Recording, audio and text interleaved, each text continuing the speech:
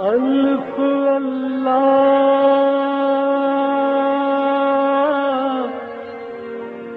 چمبے دی بوٹی میرے من وچ مرشد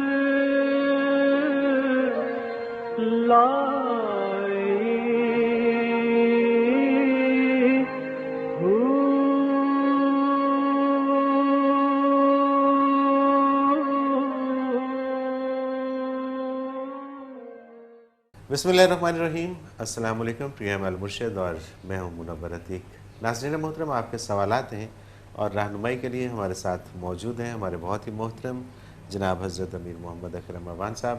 آپ سلسلہ نقشبندیہ اویسیہ کے شیخ ہیں، مترجم قرآن ہیں، مفکر قرآن ہیں، شاعر ہیں، ادیب ہیں، بہت سے حوالے ہیں آپ کے تعارف کے۔ حضرت جی بہت شکریہ، آپ نے وقت دیا۔ رمضان المبارک کے حوالے سے آج بھی ہمارے پاس کافی سارے سوالات ہیں۔ پہلا سوال پروفیسر ماجد حسین اعوان گجرانوالہ سے یہ شامل کرتے ہیں، یہ کہتے ہیں حضرت جی ایک شخص اگر بیمار ہو اور روزہ نہ رکھ سکتا ہو جبکہ بیماری کی نوعیت بھی ایسی ہو، مثلا شوگر، ہارٹ اٹیک وغیرہ، جس میں روزہ بعد میں بھی رکھنے کی گنجائش نہ ہو، لیکن اس شخص میں روزہ رکھوانے کی بھی استعداد نہ ہو، تو اسے کیا کرنا چاہیے؟ الحمدللہ رب العالمین والصلاة والسلام علی حبیبہ محمد وآلہ وصحبہ اجمعین۔ اعوذ باللہ من الشیطان الرجیم، بسم اللہ الرحمن الرحیم۔ قرآن حکیم نے اس کا بڑا آسان اور بڑا ایسا حل بتایا ہے کہ ہر کوئی کر سکتا ہے۔ ٹھیک ہے۔ اگر کوئی شخص بیمار ہے رمضان شریف میں اور جیسے بخار ہو گیا یا کوئی ایسی بیماری جو ٹھیک ہو جائے گی تو وہ قضا کر لے، جب صحت ہو قضا کر لے۔ اگر کوئی ایسا بیمار ہے، پیر فرتوت ہے، بزرگ آدمی، عمر رسید ہے، واپس صحت میں آنے کی، یا بیماری ایسی ہے ڈائبٹیز یا ہارٹ اٹیک یا کوئی اس طرح کی جس سے صحت مند ہونے کی امید نہیں، تو اس کے لیے ایک بندے کا کھانا کفارہ ہے جیسا وہ خود کھاتا ہے۔ ٹھیک ہے۔ یہ کوئی نہیں کہ اس نے 500 روپے دینے ہیں یا 5000 دینے ہیں۔ ٹھیک ہے، جیسا وہ خود کھاتا ہے جیسا وہ کھلا خود سکتا ہے۔ صبح شام کھاتا ہے بالکل ٹھیک ہے۔ اتنا ایک دن کا کھانا کسی مسکین کو کھلا دے۔ اور یہ تو کوئی مشکل کام یہ تو نہیں کوئی ہے۔ مشکل نہیں، خود تو کھاتا ہی ہے۔ جی ہاں، اگر وہ خالی روٹی لسی کے ساتھ کھاتا ہے تو وہ اس کا کفارہ بھی اتنا ہی ہے۔ صحیح، بالکل ٹھیک۔ یعنی ہر آدمی کا کفارہ اتنا ہے جتنا وہ خود جس معیار کا کھانا کھاتا ہے اس معیار کا کھانا یا اس کی قیمت کسی مسکین کو دے دے۔ صحیح، تو یہ تو کوئی مشکل نہیں ہے۔ یہ تو مشکل نہیں ہے۔ اصل میں ہوتا یہی ہے کہ اہتمام کیے جاتے ہیں، جب روزہ رکھوانا ہو یا کھلوانا ہو تو نہیں پھر نہیں وہ اہتمام تو کچھ غیر ضروری لوازمات ہیں اور وہ نہیں، ساتھ وہ غیر ضروری وہ غیر چیز ہے۔ ضروری وہ ہماری رسومات ہیں، وہ کوئی دین کا وہ حصہ دین نہیں کا ہے۔ حصہ نہیں ہے، رسومات ہے۔ ٹھیک ہے۔ کانسٹیبل زاہد عباس اور محمد سلیم ان کا سوال ہے کہ روزے کے بدنی فوائد کیا ہیں؟ یہ تو آج کل کی سائنس نے بہت بے شمار فوائد لکھے ہیں، اور اگر کوئی پڑھنا چاہے تو سائنسدانوں کی رائے پڑھ لے۔ تو ویسے روزے کا جو ہے دو باتیں اس میں، ایک تو ہے کہ آپ بھوک پیاس روک کے ضبط نفس کرتے ہیں، ٹھیک ہے۔ تو وہ بدن جو سارا سال بھرا رہتا ہے مختلف کھانوں سے، مختلف پینوں سے، مشروبات سے، تو آپ کے بدن کی جو مشینری ہے اسے بھی ریسٹ آ جاتا ہے۔ ٹھیک ہے، تو اگر آپ اسے افطار میں اوور لوڈ نہ کریں صحیح، یا سحری میں اوور لوڈ نہ کریں تو مہینے کے کورس سے وہ پھر سال کے لیے تیار اوور حال ہو جاتی ہے۔ کیا بات، کیا بات، مقصد بالکل صحیح، لیکن یہ جو ہیں یہ اس کے زائد فوائد ہیں۔ بالکل ٹھیک، مقصد یہ نہیں ہے۔ اصل مقصد یہ ہے کہ جسمانی قوا اور نفسانی قوا جو ہیں وہ ذرا کمزور ہوں اور روح مضبوط ہو، کیونکہ روزہ صرف بھوک پیاس نہیں ہے، عبادات، ذکر اذکار، تلاوت، تو اس طرف روح کو غذا زیادہ دی جائے اور بدن کی کم کی جائے تاکہ کچھ متوازن ہو سکے۔ بالکل ٹھیک ہے، بالکل صحیح۔ سمیرہ شوکت ہیں کوئٹہ سے، یہ کہتی ہیں اگر کوئی غیر مسلم محض صحت کے پوائنٹ آف ویو سے روزہ رکھ لے تو کیا اسے روزے کا فائدہ ہوگا؟ ہاں صحت ٹھیک ہوگی، صحت ٹھیک ہوگی، ہاں، لیکن صحت اس کو ٹھیک دوسرا ہوگی۔ فائدہ ظاہر ہے جو جس فائدے کے لیے اس اس نے پہ ثواب کی بات بات نہیں نہیں ہوگی، ہے، اس کے بالکل لیے ٹھیک ہے۔ ایمان ضروری ہے، لیکن صحت اس کی بھی ٹھیک ہوگی۔ ٹھیک ہے، اچھا یہ ایک سوال بڑا عمومی سا سوال ہے، اور اکثر ہر گھر میں یہ مسئلہ ہوتا ہے کہ کیا یہ محمد اکرم ہے، ڈرائیور ہے ایلیٹ فورس میں، کیا ایک روزہ دار کھانا پکاتے وقت اسے چکھ سکتا ہے؟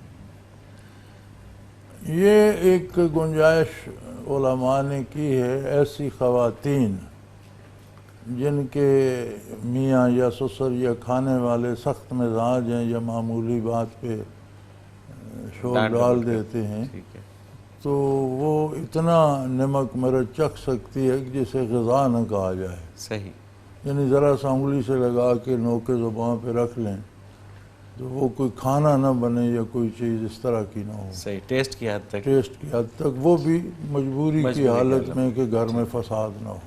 اور مرد تو نہیں کر سکتا ایسا؟ مرد اگر باورچی ہے تو وہ بھی کر سکتا ہے۔ اچھا، اس کو بھی اگر نوکری کا خطرہ ہے یا ہاں، کوئی کر ایسا، سکتا۔ ٹھیک ہے۔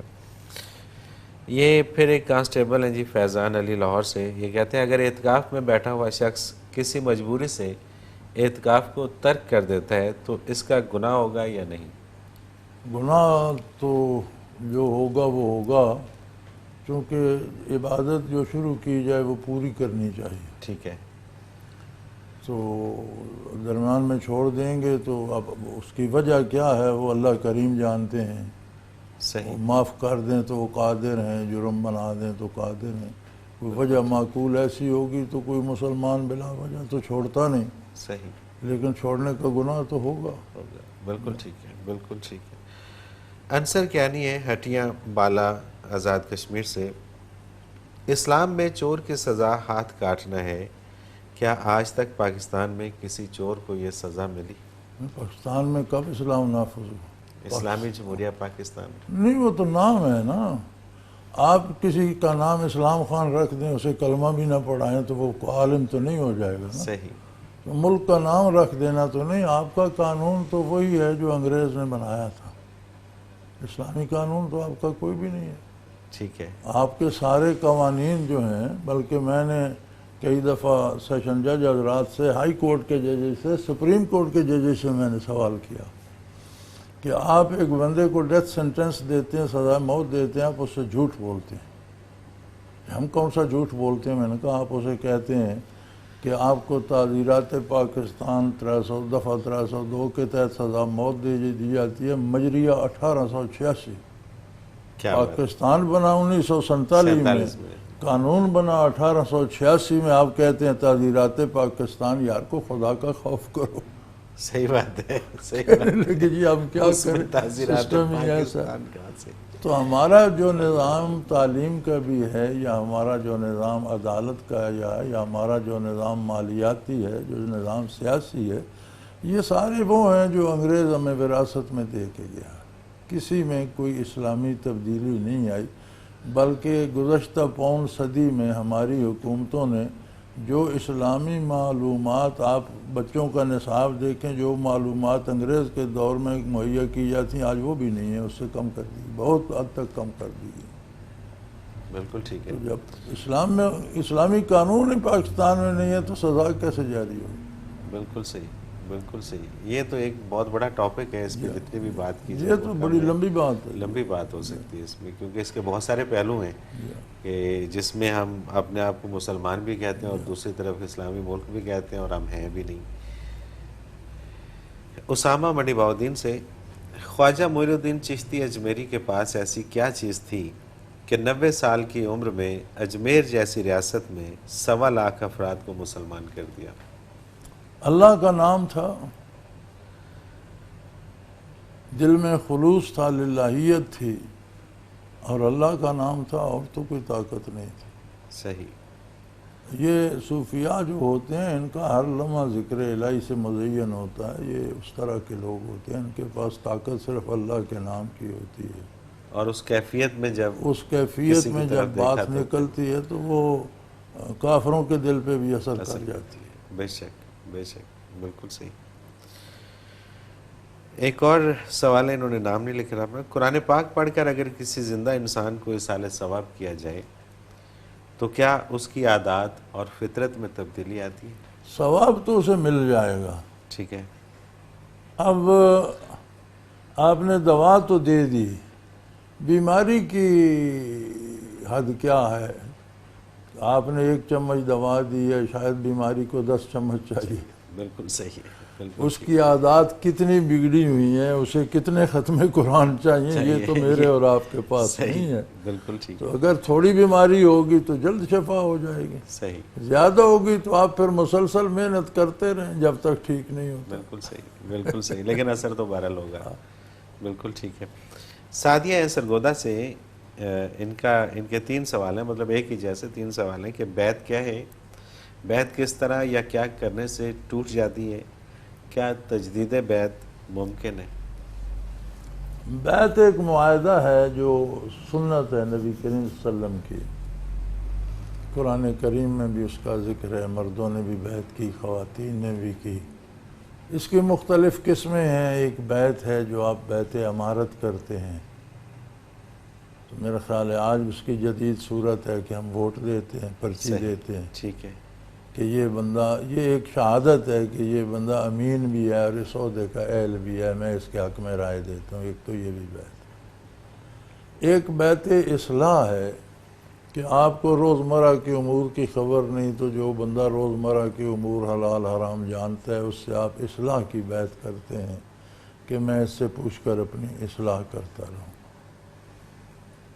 ایک بیعت تصوف یا طریقت ہے، وہ ان لوگوں سے کی جا سکتی ہے جن کے قلوب روشن ہوں اور دوسرے کا قلب روشن کرنے کی استعداد رکھتے ہیں۔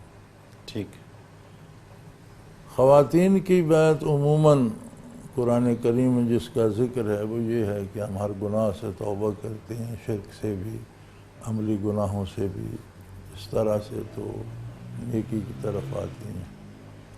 بیعت نافرمانی سے ٹوٹتی ہے، خلاف شریعت کام کرنے سے بیعت نہیں رہتی، کیونکہ بیعت تو ایک معاہدہ ہے کہ میں شریعت کے مطابق رہوں گا۔ بالکل ٹھیک ہے، تو اگر کوئی بیعت لینے والے خلاف شریعت کام کہتا ہے تو وہ بیعت کا اہل ہی نہیں ہے، وہ بیعت ہوئی نہیں، باطل ہے۔ بالکل صحیح، اگر آپ اپنی مرضی سے کرتے ہیں تو پھر بیعت کا کیا فائدہ ہے؟ ایک معاہدہ ہے، آپ معاہدہ توڑ رہے ہیں۔ صحیح، توبہ کا دروازہ ہر وقت کھلا ہے، بندہ رجوع کر سکتا ہے، توبہ کر کے پھر بیعت کر سکتا صحیح، تجدید بیعت ہو ہے۔ سکتی جی ہے۔ ہو سکتا ہے۔ حضرت جی ایک بریک پہ جانا اور واپس آ کے کچھ اور سوالات شامل کرتے ہیں۔ ناظرین محترم، اگر آپ بھی اس پروگرام میں شامل ہونا چاہیں، اپنا کوئی سوال ہمیں بھیجنا چاہیں تو اسکرین پہ ہمارا نمبر موجود ہے، نوٹ فرما لیجئے 0333455021، اور اسی طرح سے آپ ہمیں میل کر سکتے ہیں almurshid.tv پہ، اور almurshid.tv پہ آپ جا کے ہمارے تمام گزشتہ پروگرامز بھی دیکھ سکتے ہیں۔ ایک مختصر کمرشل بریک لیتے ہیں، اس کے بعد حاضر ہوتے ہیں، ہمارے ساتھ رہیے۔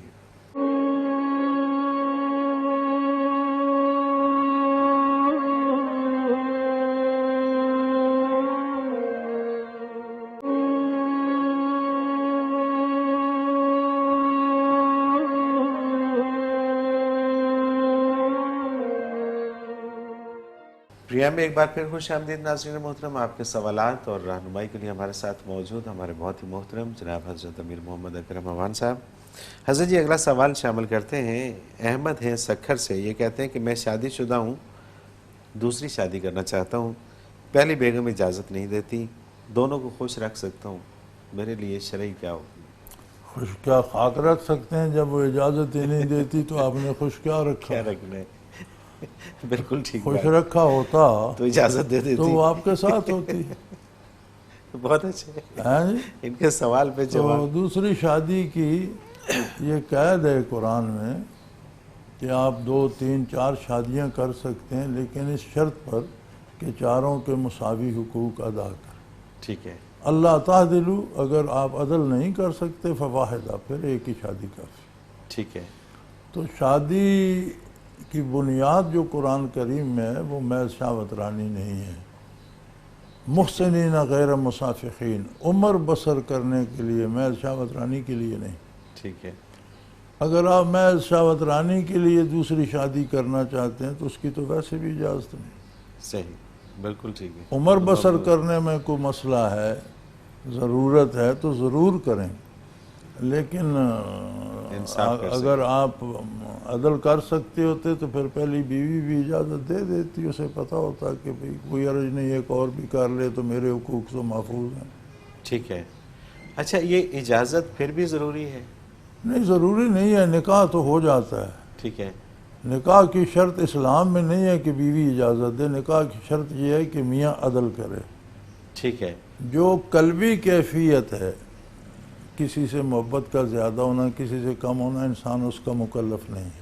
اچھا ٹھیک۔ وقت دونوں کو ایک جیسا دے، لائف سٹائل دونوں کا ایک جیسا ہو، صحیح۔ اخراجات ایک جیسے ہوں، عزت و احترام ایک جیسا ہو، گھر ایک جیسے ہوں، سہولتیں ایک جیسی ہوں، تو وہ اتنا آسان کام نہیں ہے، بہت مشکل ہے، بہت مشکل بہت مشکل ہے۔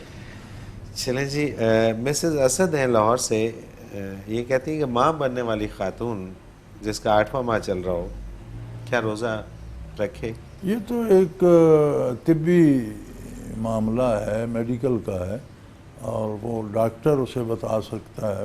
بعض رکھ سکتے ہیں، بعض نہیں رکھ سکتے، ٹھیک ہے۔ کیونکہ صرف ماں بننا ہی نہیں ہوتا، ہیومن باڈی میں اور بہت سی تبدیلیاں ہوتی ہیں، تو کسی کو کوئی ایسی بیماری ہے وہ نہیں رکھ سکتی تو وہ قضا کر لے۔ ٹھیک ہے۔ جو رکھ سکتی ہے وہ رکھے۔ ٹھیک تو ہے۔ یہ مسئلہ فتوے کا نہیں، یہ میڈیکل کا ہے۔ میڈیکل کے، ٹھیک تو اسے ہے۔ ڈاکٹر کی رائے لینی چاہیے کہ میں روزہ رکھوں یا قضا کر۔ صحیح، بالکل ٹھیک، بالکل صحیح۔ محمد خالد محمود پنڈی گھیب سے، بڑے ادب سے عرض ہے کہ ذکر میں رابطہ کروایا جاتا ہے لطائف کے بعد، اس رابطہ کی وضاحت فرما دیں اور اس کو کتنا ٹائم دینا چاہیے؟ میرے بھائی، جہاں تک ذکر اور مراقبات کا تعلق ہے تو یہ تو عمر کا کام ہے، انہیں زندگی دینی چاہیے۔ صحیح، بالکل ٹھیک بات، یہ بالکل تو صحیح بات۔ لمحے لمحے کا کام ہے۔ رابطہ ایک تعلق ہے جو متوجہ اللہ ہو کر بندہ اللہ کی طرف قائم کرتا ہے کہ کائنات ساری سے کٹ کر اس کی پوری توجہ بارگاہ الوہیت کی طرف ہو جائے۔ صحیح۔ یہ بندہ کوشش کرتا ہے، لیکن قرآن کریم میں 2-3 جگہ رابطے کا ذکر آیا ہے کہ اللہ فرماتے ہیں ہم نے رابطہ کیا۔ وَرَبَطْنَا عَلَىٰ قُلُوبِهَا، موسیٰ علیہ السلام کی والدہ کے بارے آیا کہ جب انہوں نے بچہ دریا میں ڈال دیا تو پھر ان سے صبر مشکل ہو رہا تھا اور وہ چاہتی تھیں کہ چلا دیں، تو اللہ کی فرماتے ہیں ربطنا علی قلوب، ہم نے ان کے دل سے رابطہ کیا۔ صحیح، بالکل ٹھیک۔ تجلیات باری دل پر وارد ہوئی، اسے سکون ہوا اور صبر کر گئے۔ سبحان اللہ۔ اسی طرح اصحاب کہف کے بارے آتا ہے کہ جب وہ غار میں الگ ہو گئے تو کائنات سے کٹ گئے تو گھبرائے کیا ہوگا، کھائیں گے کہاں سے، رہیں گے کیسے، کتنا وقت غار میں کیسے رہیں گے، کیا بسر ہوگا، نہ کپڑا نہ جوتی نہ بستر نہ پانی نہ خوراک۔ تو فرمایا ربطنا علی قلوبہم، ہم نے ان کے دلوں سے رابطہ کیا، انہیں قائم کر دیا کہ سبحان اللہ، ڈٹ جاؤ۔ سبحان اللہ۔ تو یہ اللہ کی طرف سے، تو جو اللہ کی طرف سے ہوتا ہے وہ مؤثر ہوتا ہے ہر حال میں۔ صحیح۔ جب بندہ کوشش کرتا ہے کہ میں رابطہ کروں، وہ اپنی حیثیت کے مطابق کرتا ہے، تو جتنا زیادہ وقت اسے آپ دیں گے اتنا زیادہ وہ مضبوط ہوگا۔ بالکل ٹھیک، بالکل صحیح۔ اعتبار حسن ہے مانچسٹر سے، یہ کہتے ہیں حضرت جی مساجد نمازیوں سے بھری پڑی ہیں لیکن پھر بھی مسلمان قوم زوال کا شکار ہے، آخر مسنگ لنک کہاں ہے؟ مسنگ لنک یہ ہے میرے بھائی کہ ہم اسلام کی ایکٹنگ کرتے ہیں، عملاً ہم مسلمان نہیں ہیں۔ اللہ قبول کر لے، ہم کہتے ہیں ہم مسلمان ہیں، کس نمازی پر کس نماز کی کیا کیفیت آتی ہے؟ بالکل صحیح۔ مساجد بھری ہوئی ہیں لیکن کتنے نمازی ہیں کہ جو نماز پڑھ رہے ہیں۔ ایک عام تحصیلدار کی عدالت میں چلے جائیں تو باہر نکلیں تو ان پر یا خوف ہوگا یا خوشی ہوگی صحیح بات، کہ جی صاحب میرے خلاف بات کر رہا تھا، یا صاحب نے مجھ پر بہت مہربانی کی۔ بالکل صحیح۔ دو میں سے ایک ایک کوئی نماز پڑھ کے بھی کسی پہ کوئی کیفیت آتی ہے بالکل ٹھیک، بالکل ٹھیک۔ کہ اللہ کریم نے مجھے توفیق دی، میں نے براہ راست اللہ سے بات کر لی، کوئی خوشی اللہ آتی ہے؟ اکبر، اللہ۔ یا میں نے جو باتیں کی یار میں خلوص دل سے نہیں کر سکا، کہیں اللہ کریم ناراض نہ ہو جائیں، کوئی خطرہ ہوتا ہے؟ صحیح بات، تو ایک رسم ہے بھئی، اٹھک بیٹھک کرتے رہو، وہ الگ بات. بالکل صحیح، بالکل صحیح. رہ گئی رسم اذاں، روح بلالی نہ رہی. نہ رہی، بے شک بے شک. تو وہ روح پیدا کریں. بالکل صحیح، بالکل صحیح. آصف عباس ہیں، ایلیٹ فورس جھنگ. کیا روزے کے علاوہ بھی کوئی ایسی عبادت ہے جو روزے جتنا ثواب دے؟ ہر عبادت کا بیٹے اپنا ثواب ہے، ٹھیک اور ہے. ہر عبادت کے اپنے اثرات بھی ہیں. ثواب کیا ہے؟ ایک تو ہمارے ہاں یہ بڑی غلط فہمی ہے کہ ثواب کو گٹھڑی پڑی ہے وہ اٹھا کر دے دیں گے. صحیح، ثواب ہے اس کے نتائج، ریزلٹس. بالکل ٹھیک ہے. کہ آپ کیا، کافر کے کفر پہ جو سزا مرتب ہوتی ہے قرآن نے اسے بھی ثواب کہا ہے. صحیح، حل صبح بل کفار و ما کانوا یفعلون، کافروں کو اور کیا ثواب ہوگا، جو ان کا کردار ہے وہی ہوگا. صحیح، بالکل ٹھیک. تو یہ جو نتائج ہیں اعمال کے، اسے ثواب کہا گیا ہے. صحیح، اگر آپ نیکی کرتے ہیں اس کا نتیجہ اس دنیا میں بھی بہتر ہوگا، اگلی دنیا میں بھی بہتر ہوگا. ٹھیک ہے. برائی کرتے ہیں اس کا ریزلٹ اس دنیا میں بھی خراب آئے گا، اس دنیا میں بھی خراب آئے گا. صحیح، تو ثواب کو آپ اپنے کردار کا نتیجہ سمجھیں. بالکل صحیح، بالکل صحیح. اب ہر عمل کا نتیجہ اپنا ہے بھئی، اسے کمپیریزن کرنے کی کیا ضرورت ہے؟ اب کوئی تو کمپیریزن کرتا ہے کہ دال کھائیں تو کتنا مزہ آئے گا، سبزی کھائیں تو کتنا. دال دال ہے، سبزی سبزی ہے، گوشت گوشت ہے. ظاہر ہے. ہر ایک کا اپنا مزہ ہے، اسے کمپیریزن کرنے کی کیا ضرورت ہے؟ بالکل صحیح بات، بالکل صحیح بات، بالکل ہم صحیح. چور دروازے ڈھونڈتے ہیں کہ چلو روزہ نہیں رکھیں گے، یہ کام کر لیں گے تو روزے جتنا ثواب ثواب ہوگا. مل جائے ایسا گا. نہیں ہوتا. دال اور یہ- کھائیں گے تو وہ دال ہی ہوگی، گوشت کھائیں گے تو گوشت ہی ہوگا. اور یہ بہت لوگوں میں یہ ابہام پایا جاتا ہے. اور یہ ایک غلط فہمی ہے کہ پتہ نہیں ثواب اسی طرح جس طرح آپ نے اس کی وضاحت کی، وہ سمجھتے ہیں کوئی گٹھڑی سی ہے جو ہمیں مل جانی ہے، اور یہ اتنا ڈھیر سارا کوئی سونے کا ڈلا لگ پڑا ہے، جائے گا. ساتھ سے کاٹ کے ٹھیک دے ہے. دیتے ہیں. اس کا بڑا ثواب ہوگا. نہیں، وہ کیا ہوگا، یہ بڑا اچھا، اور یہ بہت سارے لوگوں کو نہیں آپ پتا کے کردار کے نتائج ہیں، ثواب. جسے بالکل ثواب صحیح، کہا گیا. بالکل صحیح. یہ بہت اچھی وضاحت آپ نے اس. کانسٹیبل غلام عباس ہیں جی. یہ کہتے ہیں ہر شخص کے ساتھ شیطان ہے جبکہ شیطان تو ایک ہے. اس کی وضاحت فرما دیجیے. ہر شخص کے ساتھ رحمان بھی ہے جبکہ رحمان اللہ بھی ایک ہی ہے. کیا اللہ تعالیٰ روحانی طور پہ سب کے ساتھ ہے یا کسی اور طرح سے؟ آپ کو تھوڑی سی غلطی لگ رہی ہے، بلکہ بہت بڑی غلطی لگ رہی ہے. رحمان ایک ہے، شیطان مخلوق ہے، جنوں میں سے ہے، اور وہ اسی طرح ہیں جس طرح انسان بے شمار ہیں، اسی طرح جنات بھی بے شمار ہیں. پھر شیطان اس سے زیادہ ہیں، چونکہ شیطان کو جب عمر دی گئی قیامت تک تو اس کا اثر اس کی نسل پر ہے. ٹھیک ہے.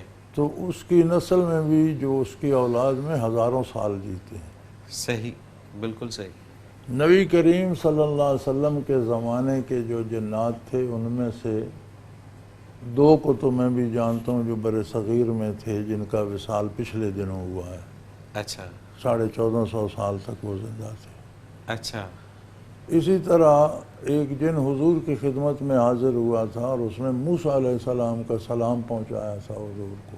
صحیح، تو بالکل صحیح. عہد نبوی میں ایک کتاب ہے حیات الحیوان. ٹھیک ہے.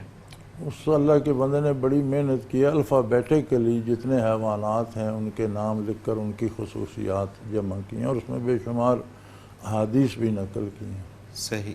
اس میں انہوں نے ایک حدیث نقل کی ہے کہ حضور صلی اللہ علیہ وسلم نے اس زمانے میں فرمایا کہ جتنی انسانوں کی تعداد ہے اس سے 9 گنا زیادہ جنات کی تعداد ہے. اچھا. جن زمین پہ پہلے آباد تھے نا. بالکل ٹھیک، بالکل صحیح. اور جو شیاطین ہیں انسانوں اور جنوں کی تعداد ملا کر اس سے 9 گنا زیادہ ہے. یعنی اچھا. جو ابلیس کی اولاد ہے وہ اس سے بھی 9 گنا زیادہ ہے. یہ 1450 سال پہلے حضور نے ارشاد فرمایا. اب 1450 سال میں کتنا اضافہ ہوا؟ بالکل صحیح بات ہے. وہ اس اللہ تناسب سے دیکھا جائے تو بہت زیادہ. ایک بات تو یہ ہے کہ شیطان بے شمار ہے. ٹھیک ہے. ایک نہیں ہے، شیطان ایک ہے لیکن اس کی اولاد بے شمار ہے. ٹھیک ہے. دوسری بات حضور اکرم صلی اللہ علیہ وسلم نے فرمائی کہ جو بھی انسان پیدا ہوتا ہے اس کے ساتھ بھی ایک شیطان پیدا ہوتا ہے. صحیح. اور وہ شیطان ہے جو ساری عمر اسی کے ساتھ رہتا ہے، وہ بندہ مر جاتا ہے، شیطان کی عمر ہزاروں سال ہوتی ہے، وہ اسی قبر پہ بیٹھا رہتا ہے جب تک زندہ رہتا ہے۔ اچھا، اس کی آواز، اس کا لباس، اس کی شکل اسی انسان جیسی ہوتی ہے۔ عرض کیے گئے یا رسول اللہ آپ کے ساتھ بھی پیدا، فرمایا میرے ساتھ بھی ہوا، لیکن جو میرے ساتھ ہوا ہے وہ مسلمان ہو گیا، مجھ پر سبحان ایمان لے اللہ، آیا۔ سبحان اللہ، سبحان اللہ۔ اس میں ایک اور مسئلہ بھی آ گیا کہ جس کا تعلق حضور سے ہو وہ مسلمان ہوتا ہے۔ بالکل ٹھیک بات، کیا بات، شیطان بھی اگر تعلق بنا لے کیا بات، تو مسلمان ہو جاتا ہے۔ سبحان اللہ۔ تو ہم نہیں ہو رہے تو شاید ہمارے تعلق میں کمی ہے، تو بالکل اس طرح شیطان بے شمار ہیں، صحیح۔ تو ہر بندے کے ساتھ بھی پیدا ہوتا ہے۔ یہ جو مغرب میں آج کل وہ میڈیم اور روحوں کو بلاتے ہیں، تو روحیں نہیں آتی۔ ٹھیک ہے، انہوں نے کبھی ہٹلر کو بلایا ہوا ہوتا ہے اور کبھی نیپولین کو، تو روحیں تو نہیں آتی، چونکہ روح اگر جنت میں ہے تو وہ جنت کا کیا فائدہ جسے عمل پکڑ کر اسے دنیا میں لے آئے، تو پھر تو وہ وہاں بیچارہ مجبور ہی ہوا، صحیح، ممکن نہیں ہے۔ جہنم میں ہے تو عامل اسے جہنم سے کیسے نکال سکتے ہیں؟ بالکل ٹھیک بات، روحیں واپس نہیں آتی۔ یہ عاملین کے پاس یہی شیطان آتے ہیں، ان کی آواز بھی ویسی ہی ہوتی ہے، حلیہ لباس بھی ویسا ہی ہوتا ہے، حالات سے بھی باخبر ہوتے ہیں۔ بالکل ٹھیک، بالکل ٹھیک، تو یہ بھی ایک بڑا مسئلہ ہے کہ یہ روحوں کو بلاتے ہیں، چلو بھائی دبے وہ بھی درمیان میں آ گیا۔ صحیح، تو وہ روحیں نہیں ہوتی، وہ روحیں یہ نہیں شیطان ہوتی، یہ ہوتے ہیں۔ شیطان ہوتی ہے، اور شیطان بے شمار ہیں۔ بالکل صحیح حضرت جی، وہی مجھے ایک بریک پہ جانا ہے اور پھر واپس آ کے کچھ اور سوال شامل کرتے ہیں۔ ناظرین محترم، اگر آپ بھی اس پروگرام میں شامل ہونا چاہیں، اپنا کوئی سوال ہمیں بھیجنا چاہیں، تو اسکرین پہ ہمارا نمبر موجود ہے، نوٹ فرما لیجئے 0333495521، اور اسی طرح سے آپ ہمیں میل کر سکتے ہیں almurshid.tv پہ جا کے، اس میں آپ کو آپشن ملے گا میل کرنے کا، میل کیجئے اور گزشتہ سارے پروگرامز آپ ہمارے almurshid.tv پہ دیکھ سکتے ہیں۔ اس کے ساتھ ہی حضرت جی کی تفاسیر بھی اس میں پڑھی ہیں، وہ بھی آپ وہاں سے سن سکتے ہیں۔ بہت ساری ریسرچ آپ وہاں پہ کر سکتے ہیں جو اسی حوالے سے ہوگی۔ ایک مختصر کمرشل بریک لیتے ہیں، اس کے بعد حاضر ہوتے ہیں، ہمارے ساتھ رہیے گا۔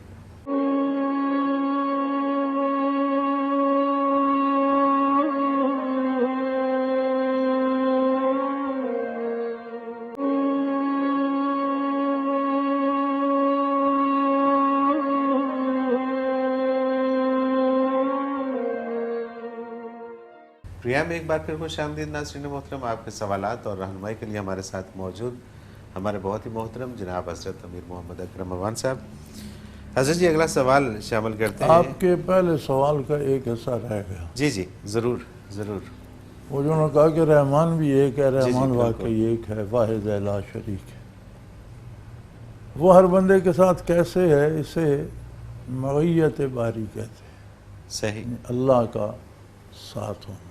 سبحان اللہ، اس کی ذات اتنی عظیم ہے کہ رائی کا دانہ اگر آپ ایک انسان کے ہاتھ پہ رکھیں تو انسان اس سے محیط ہے، اس کی تو کوئی حیثیت ہی نہیں۔ اللہ اکبر، رائی کے دانے کی حیثیت ہے، عظمت الہی کے مقابلے میں مخلوق کی کوئی حیثیت نہیں ہے، ہر چیز ہمہ وقت اس کے روبرو۔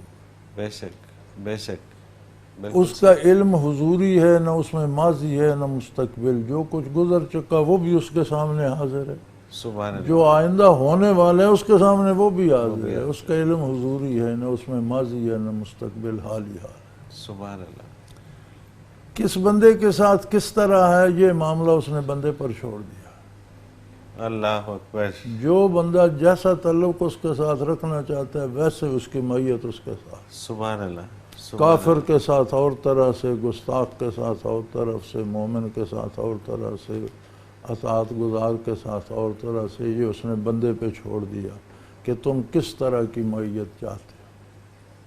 اللہ اکبر، بے شک، تو یہ حاصل کیجئے، چونکہ کیفیات ہیں تو یہ الفاظ میں نہیں آتی، آپ معیت باری حاصل کریں کہیں سے تو پھر آپ کو پتہ پھر چلے گا۔ پتہ چلے گا۔ بالکل صحیح، بالکل صحیح۔ یہ غلام محمود ہیں، یہ ASI ہیں لاہور سے، انہوں نے سوال کیا ہے، دوران نماز مجھے مختلف قسم کی دلیلیں آتی رہتی ہیں، براہ کرم ان سے بچنے کا وظیفہ بتا دیجیے۔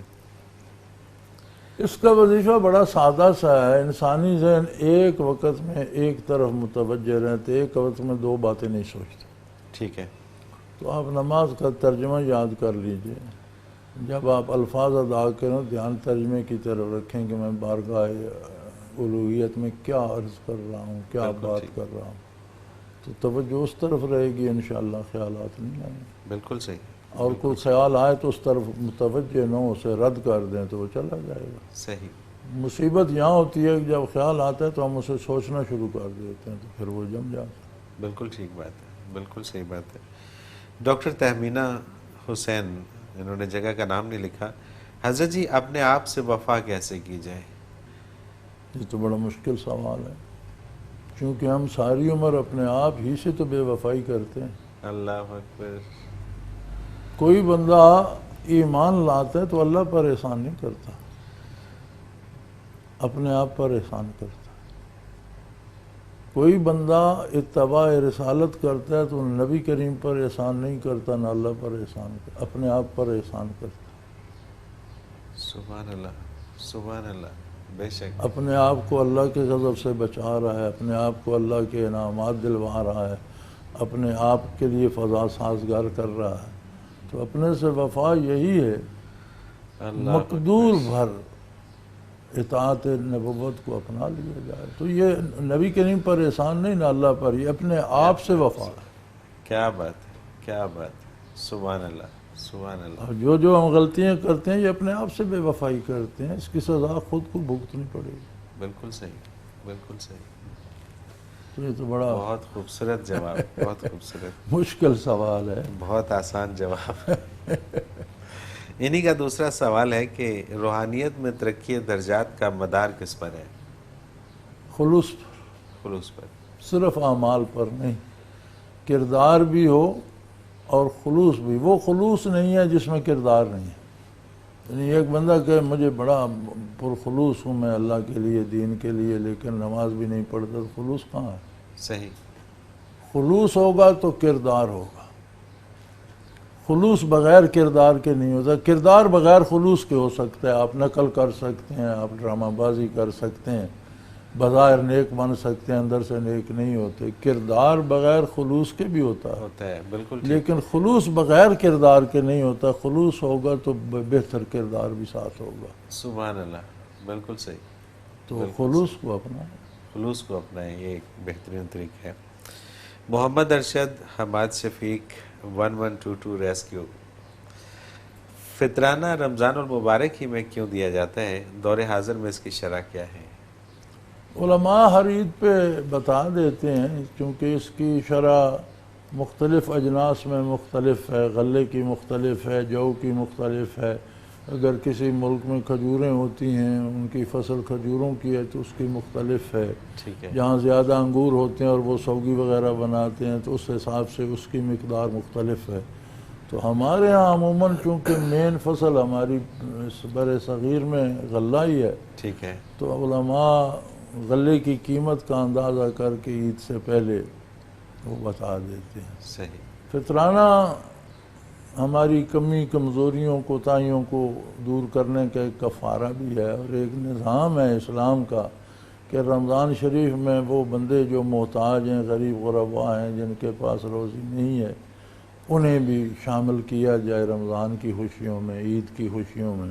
صحیح، تو عید کی نماز سے پہلے ادا کر لینا چاہیے، لیکن یہ ضروری نہیں کہ عید کے روز ہی دے، سارا رمضان دے سکتا ہے۔ اور اس کا جو ظاہری جو ہے فائدہ وہ یہ ہے کہ وہ جو بندے محتاج ہیں وہ بھی سحری افطاری کی خوشیوں میں یا اپنے رمضان بھی آرام سے رکھ لیں، ٹھیک ہے، یا اور عید کی خوشیوں میں بچوں شامل ہو کی سکیں۔ عید میں شامل ہو جائیں، کہ بچوں کے جوتے کپڑے لے لیں، تو یہ اس کا جو ہے وہ دنیا بھی ہے۔ اور ادروائز اسلام میں جو اللہ کا حکم ہے وہ اللہ کی رضا کے لیے آپ پورا کریں، آپ کو اللہ انعام دے۔ سبحان اللہ، سبحان اللہ۔ اور اس کے لیے بہتر یہی ہے بہتر یہ کہ پہلے سے پہلے ادا سے کر دیا دیں جائے تاکہ وہ غریبوں کو بھی محتاج ہیں۔ ساتھ میں ڈالیں۔ بالکل صحیح۔ ازکا میڈیکل سٹوڈنٹ ہیں بیدیاں روڈ لاہور سے، مجھے کیسے پتہ چلے گا کہ میرا روزہ قبول ہو گیا؟ بڑا اہم سوال ہے، اور میرے خیال میں اللہ ان کے روزے قبول فرمائے جس بندے کو یہ احساس ہو، اسے عموماً توفیق ہو جاتی ہے۔ ہمیں یہ احساس ہی نہیں ہوتا۔ صحیح، کوئی بھی عبادت، صرف روزہ نہیں، کوئی بھی عبادت، کوئی بھی نیکی کا کام، کوئی بھی اطاعت اس کی قبولیت کی دلیل یہ ہے کہ آئندہ مزید اس کی توفیق ہو جائے اور آپ کی اصلاح ہو. سبحان اللہ، سبحان اللہ. یعنی آپ نے نیکی کی، وہ قبول ہوئی، تو اس کا ایک تو آپ کو ثواب ملے گا، دوسرا اس کا ایفیکٹ عملی زندگی پہ یہ ہوتا ہے کہ برائی چھوٹ جاتی ہے. صحیح، بالکل. اگر آپ کی زندگی سے برائیاں نکل رہی ہیں اور مزید نیکیاں آ رہی ہیں تو قبول ہو گئی.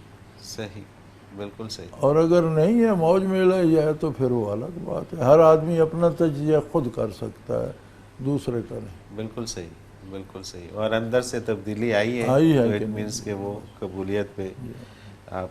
حضرت جی، وقت ہمارے پروگرام کا اپنے اختتام کو پہنچ گیا. بہت شکریہ، آپ نے ہمیں وقت دیا. ناظرین محترم، اگر آپ بھی اس پروگرام میں اپنا کوئی سوال بھیجنا چاہیں تو اسکرین پہ ہمارا نمبر موجود ہے، نوٹ فرما لیجیے 033349555021. اور اسی طرح سے آپ ہمیں اگر اپنا سوال کمپیوٹر کے ذریعے، میل کے ذریعے بھیجنا چاہیں تو almurshid.tv ہماری ویب سائٹ ہے، اس پہ جائیے اور وہاں پہ آپشن ہوگا اور اس میں آپ کوسچنس میں جا کے ہمیں اپنا سوال بھیج دیجیے. آپ کا سوال ہم اس پروگرام میں شامل کریں گے، حضرت جی سے رہنمائی لیں گے. اس کے ساتھ ہی آج کے پروگرام کا وقت اپنے اختتام کو پہنچا. منور عتیق کو اجازت دیجیے. اللہ حافظ. لا